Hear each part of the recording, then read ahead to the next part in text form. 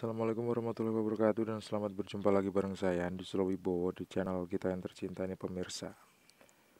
Kita jumpa lagi di podcast dan kali ini saya mau ngerespon komentar-komentar yang udah masuk di channel Teknisi Digital. Komentarnya pemirsa tuh banyak yang udah masuk di sini. Salah satunya dari seorang yang namanya pemirsa bisa lihat di sini ya. Di video cara memperbaiki TV Samsung Slim Fit 29 in. Komentarnya ini nggak perlu dikomentarin. Terus cara memperbaiki pengering mesin cuci tidak berputar. Ini juga nggak perlu dikomentarin. Karena kata-katanya konotasinya negatif. Terus ada komentar dari teman dari pemirsa yang berkomentar di video laptop Asus TP500LN keyboard rusak dan cara memperbaikinya. Bang, Asus punya saya kok nggak bisa ditambah RAM-nya ya? Nggak kebaca RAM tambahannya. Nggak kebaca RAM tambahannya. Sebetulnya harusnya kalau dipasang dia harus kebaca ya. Harusnya kebaca kalau dipasang, tapi ini enggak. Kenapa bisa seperti itu? Sebelum saya jawab, ada baiknya kalau misalnya pemirsa klik tombol subscribe, like, dan membagikan video ini ke teman-teman pemirsa. Salah satu kenapa RAM nggak terbaca adalah karena pemasangannya yang kurang pas. Terus yang kedua, kaki-kaki RAM-nya kotor. Yang ketiga RAM-nya rusak. Yang keempat, belum terbaca, bukan tidak terbaca, tapi belum terbaca. Yang kelima, soket RAM-nya udah rusak. Meskipun yang kelima ini jarang, tapi gini pemirsa, RAM itu, ini percaya nggak percaya ya, saya sering praktekin. RAM itu cocok-cocokan juga loh pemirsa. Sama kayak gini lah.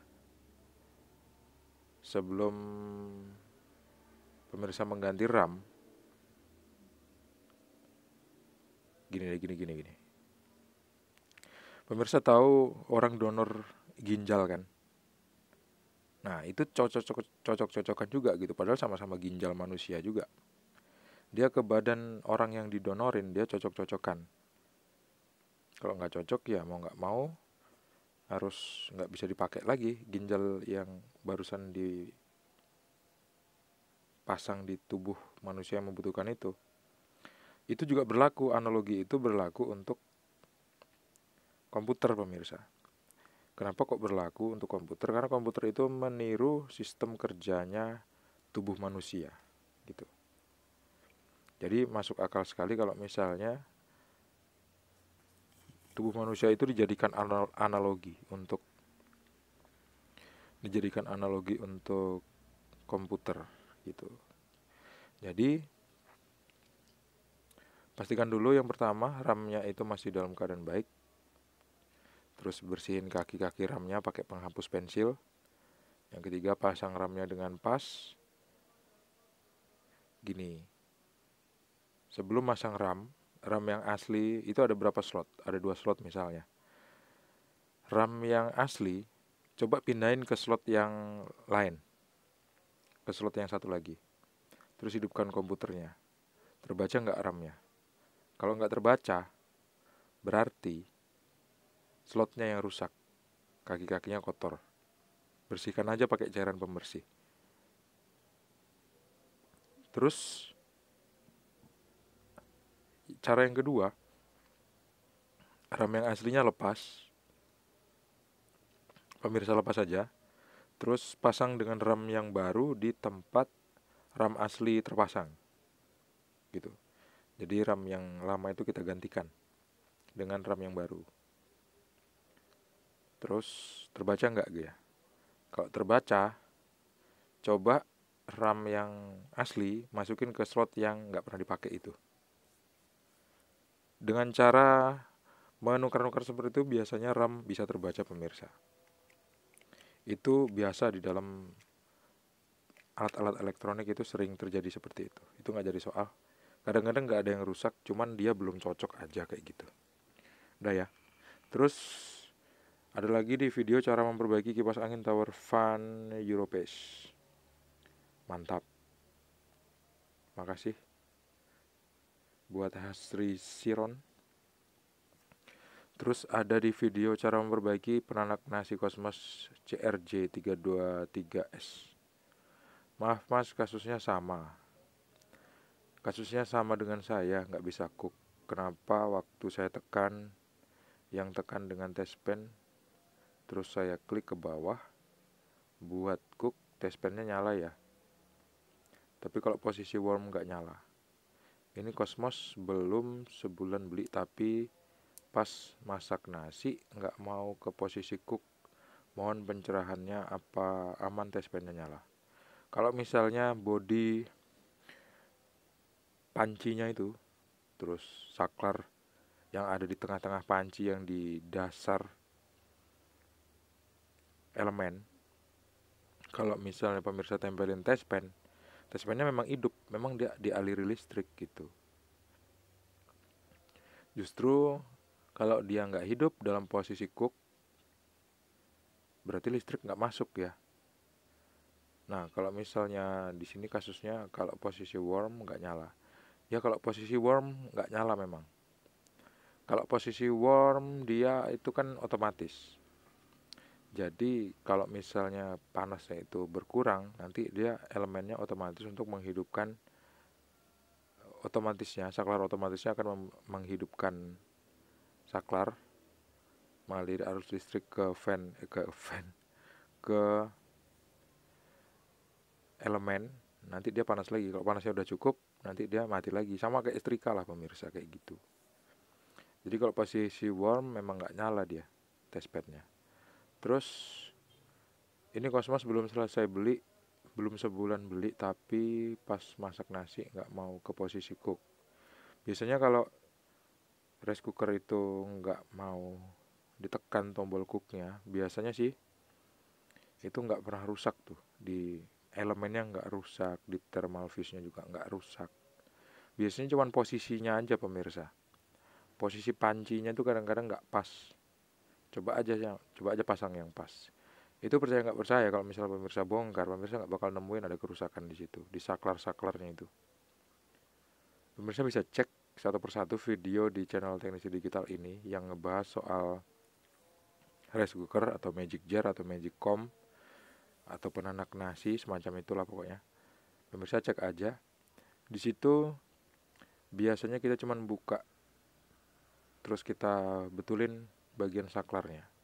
Biasanya bagian saklar itu nggak bisa ditekan karena kemasukan nasi di dalamnya situ, atau beras ya, nasi yang udah kering gitu, karak. Terus kalau misalnya untuk sebagian rice cooker itu, kalau misalnya tombol cooknya nggak kita tekan dengan keras, dia nggak mau nyangkut gitu, gitu sih.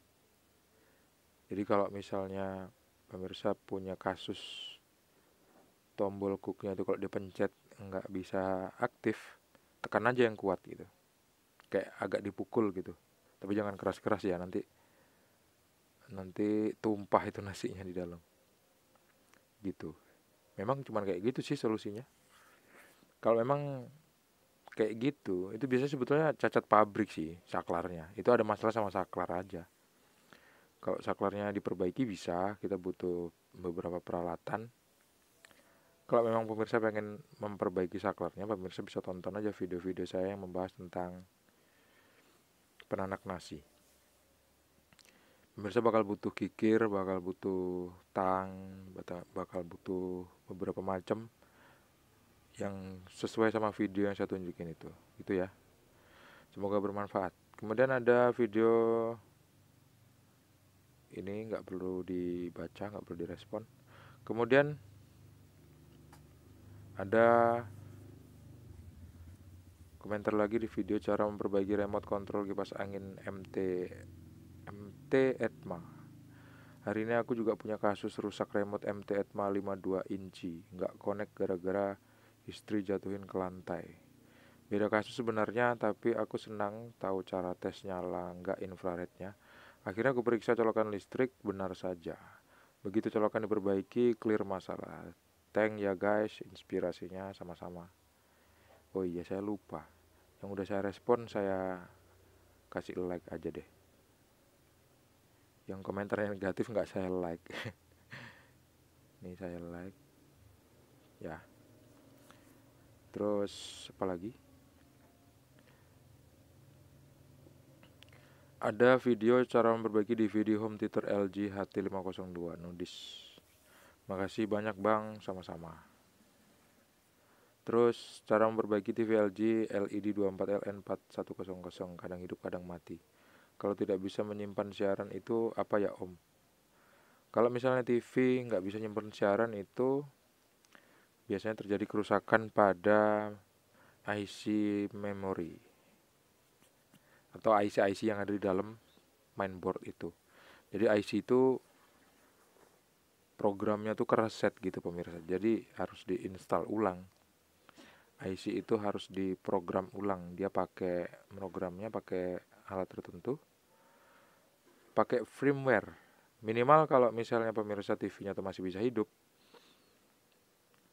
firmware-nya nanti bisa dimasukin ke dalam flash disk, terus kita bisa install firmware-nya menggunakan flash disk tadi.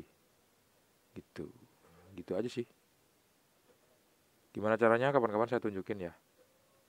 Terus di video cara memperbaiki headset bluetooth suara hilang timbul. Bang, headset bluetooth gue kosong baterainya, dicas nggak mau lagi. Gimana caranya biar bisa isi lagi tuh baterainya? Terima kasih.